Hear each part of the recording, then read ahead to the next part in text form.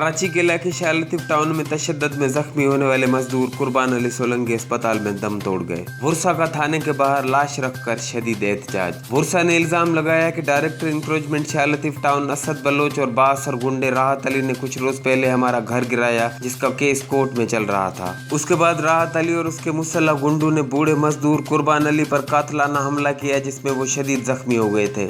Bursa ने वज़ीर-ए-आज़म Pakistan, chief justice of Pakistan और वज़ीर आला सिंध से मुतालबा किया कि corrupt encroachment director Asad Baloch और बासर गुंडे राहत अली के खिलाफ फिल-फौर कानूनी कार्रवाई करके हमें इंसाफ दिया जाए। वाज़ेह रहे कि शाह लतीफ टाउन थाना में मकतूल का केस उनके बेटे की फरियाद पर मज़कूरा जवाबदारों के खिलाफ दर्ज कर लिया गया है। टे ॼणा मुंहिंजे मुड़ुस सां वेहण जे लाइ मारण जे लाइ आख़िरकार मुंहिंजो नंढड़ो पुटु उहो भॼंदो घर आयो, पोयों हिनखे धका हणी केरियो अथई, दिमाग़ जी रग फाटी पई, धका मुंहिंजो मुड़ुस हथ सां मारियो अथई, हिन मां सां ज़ुल्म कयो अथई, मां सां एॾो ज़ुल्म कयो अथई, मां सां नाहक करे छॾियो अथई, मुंहिंजे अॻ में घर ठहिराई, मुंहिंजो घर तबाह कयईं। राहत वाली मां सुञाणींदी आहियांसि। कई चक्कर असांजे जाइ ते आयो,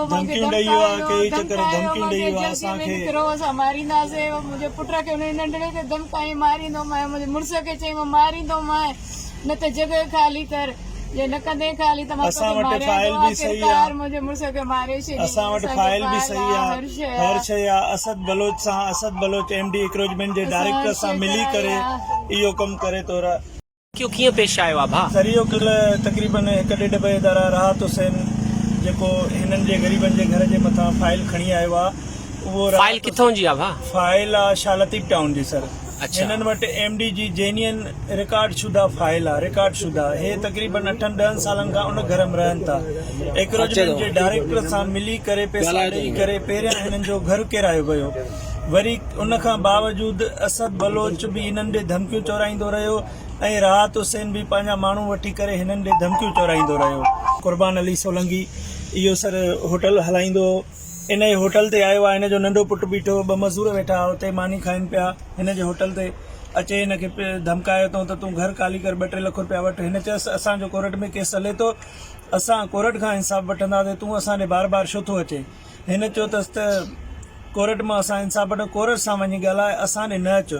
आख़िर हिन जे हिकिड़े 2-3 माण्हू जेके वठी आयो राहत हुसैन, उन हिकिड़े माण्हू पिस्टल कढियो आहे, 2 माण्हू हिनखे ॻीची खां वरितो आहे, चए तूं ठहे थो त सही आहे, न त तुंहिंजे पुट खे बि मारींदासीं, तोखे बि मारींदासीं। हिन चयो मां त अलाह खां इंसाफ़ घुरां थो, कोर्ट खां घुरां थो, कोर्ट वटि केस आहे, मुंहिंजो पटिशन दाख़िल आहे, तव्हां कोर्ट ॾे वञो, मूंखे छो। आख़िर हिनखे हिकिड़े धिको ॾिनो अथसि, ॿियो मथां चढ़ी वेठो अथसि। हिनखे पहिरें फाले जो झटको असर हिन जे उन माणे बावजूद हे वेचारे जो ॾिसो था, हे वेचारे जो इन माणे बावजूद सर हे वेचारो मिसकिन कल्ह असां जना खणी आयासीं, हिन जे दिमाग़ जी रग नस फाटी पई सर। Ali Jafri Solanki, HRJ DO news, Hyderabad.